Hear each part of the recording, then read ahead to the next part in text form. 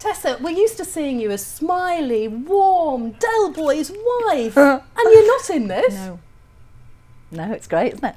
That's why you love it, isn't it? I do. Somebody's just said, what was the appeal of the part? You think, well, I play nice, friendly, smiley people on the whole. And I'm quite shocked, actually, having watched the first two today, at how foul I am. I keep thinking, can't believe, really, I was that horrible in it. No, to have a part that you can really feel you step out of your comfort zone as an actor is just fantastic. And I'm very grateful to James Kent, the director, for seeing that in me.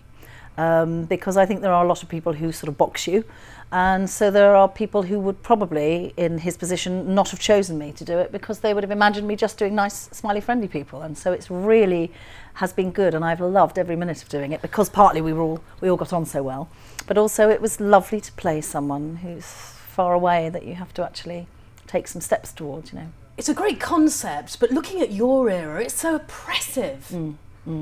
I mean, particularly I think because we chose with the older couple of the four of us to base them more in the 50s even than the 60s, although it's set in the 60s. Excuse me. So, and the 50s was even more repressed.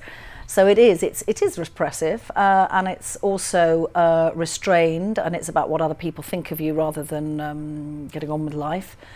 And I think if you then throw into that equation coping with grief of losing a child, and how you don't really want to talk about that much either, you've got the ingredients for an interesting mix of that period. I think each period in this drama has something else to offer, and hopefully the audience will link into each of the things. But from our point of view, our 60s strand, I think to see that repression slowly bubbling to the point like a pressure cooker where bits have to, you know, steam has to come out is really interesting to play, and hopefully will be interesting to watch.